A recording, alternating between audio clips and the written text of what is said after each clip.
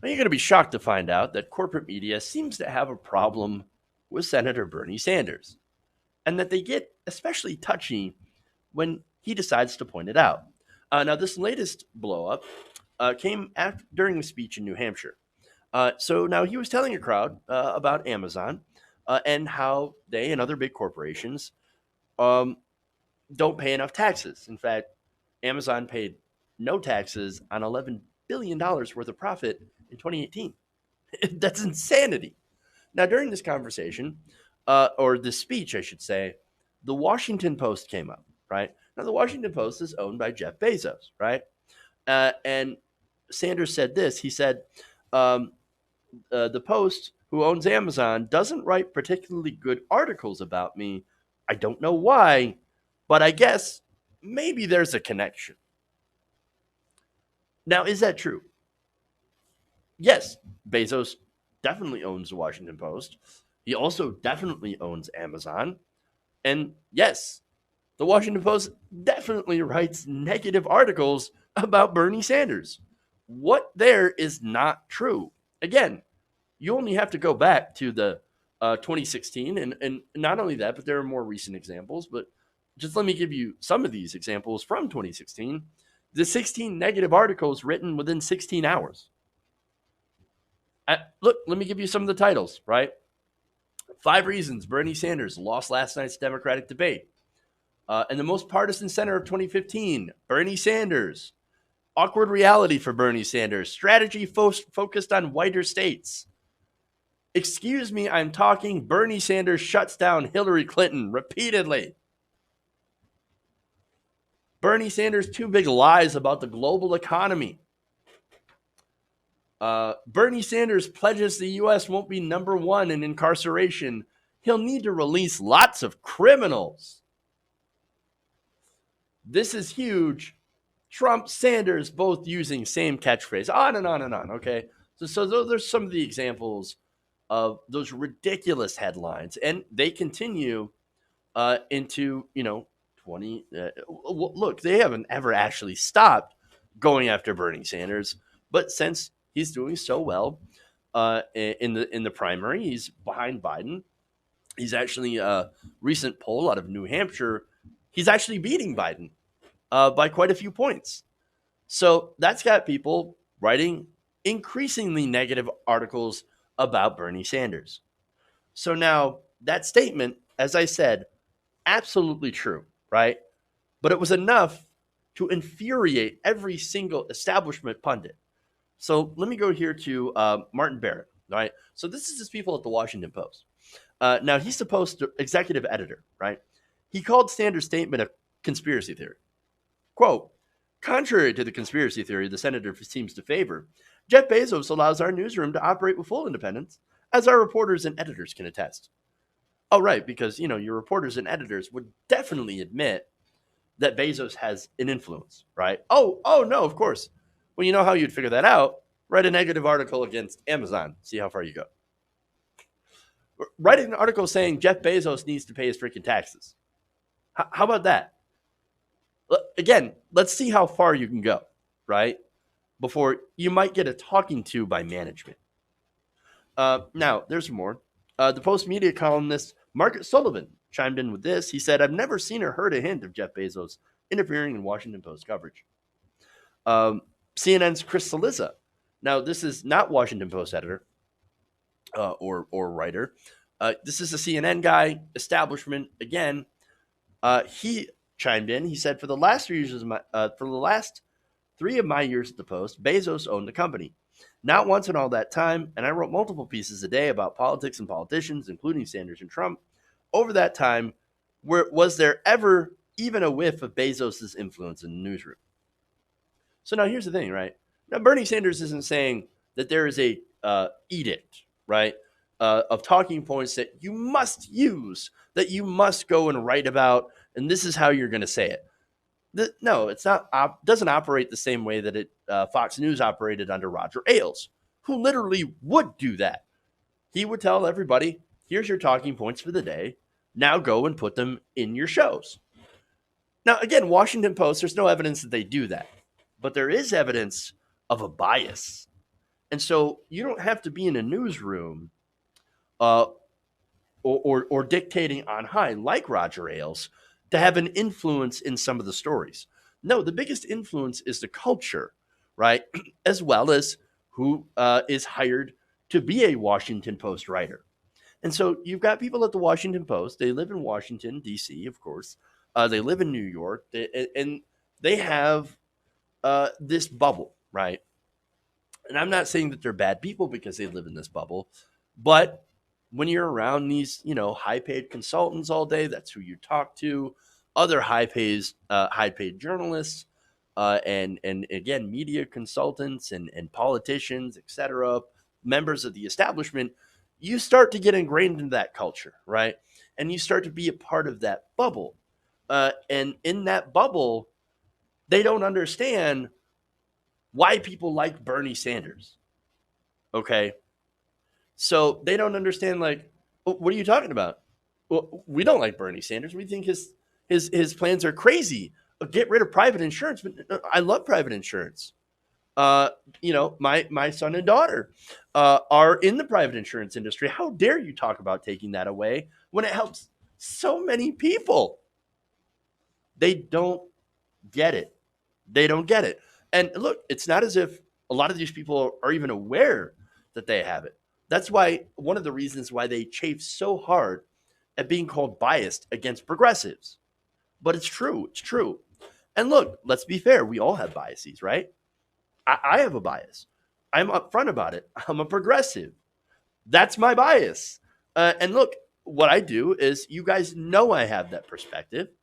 And whether you're progressive or not, I'm going to be upfront. I'm going to be honest with you guys. And I'm going to give you my opinion, but I'm going to base it on the facts, right? Now, I'm not saying that people at the Washington Post don't actually look at the facts. There's a lot of great journalism that comes out of them in the New York Times, original reporting. But a lot of the opinion stuff, it's garbage, absolute garbage. Now, the writers at the Washington Post, when you bring up that they might have a bias, they said, no, no, no, that's absolutely ridiculous. I don't have a bias at all. Again, everybody that I talk to thinks that, we shouldn't raise taxes on the rich, that Bernie Sanders is a lunatic, and that he's just like Donald Trump, and that he's a sexist, he's a misogynist, etc. And that a real Democrat, Americans want a real Democrat who's a moderate, who's not going to change anything, right? And also that we're completely 100% fair in our reporting. How dare you say otherwise? Because that is a conspiracy. Well, here we have great examples of this happening literally in real time. And the problem goes much deeper, right? Look, these media institutions, and this is what Sanders is pointing out, these media institutions are for profit entities. They're literally businesses, right? And so, of course, they're going to look at their business interests above all things. So, their business interest lies in, of course, protecting the status quo, making sure that corporations and the wealthy continue to do very well and that we don't disrupt the system. You cannot challenge that bottom line. And so when you have a candidate out there that does challenge that system, that does promise to shake things up, let me give you another example. Donald Trump's a living example. When he was running his campaign, I'm going to change the system. I'm going to upend the status quo. Now, of course, he didn't. Turns out he loves the status quo. He just wanted to make sure to dip his hand into the pot too, so that he can get rich off of it, right? Bernie Sanders is not like that. He generally will change the status quo, and that's why there's a lot of Democrats out there, Democratic pundits, members of the establishment media that would rather Donald Trump win than a real progressive because he knows, or they know, that Bernie Sanders would bring actual lasting change. So, but look, again, television, talking about pundits, etc. Look, is the same way as the Washington Post. Again, they're super biased against Bernie Sanders, but whenever you point that out, they get super, super upset about it. So now let me give you an example of the bias here on mainstream TV, right? So there's recently a trending hashtag, right?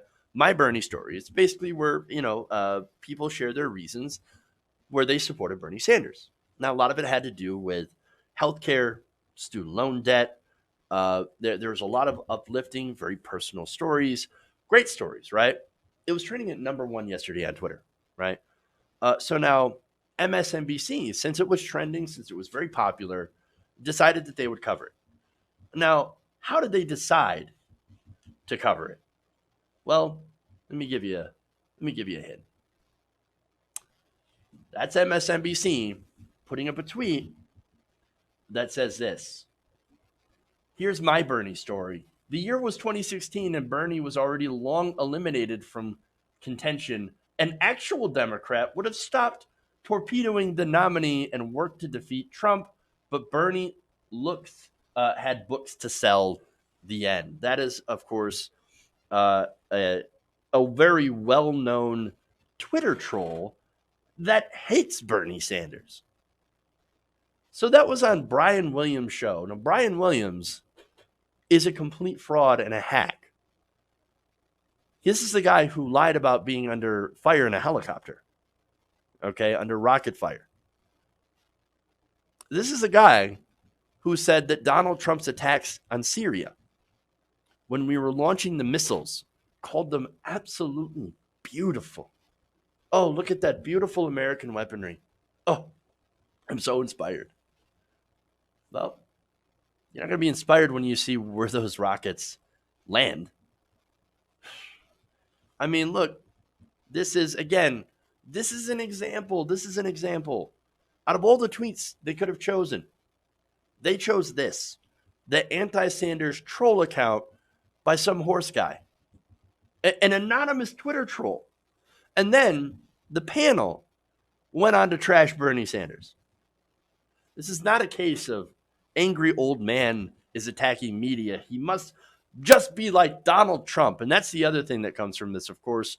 Numerous headlines from the Washington Post saying, the Bernie echoes Trump, takes page out of Trump's playbook, attacks media.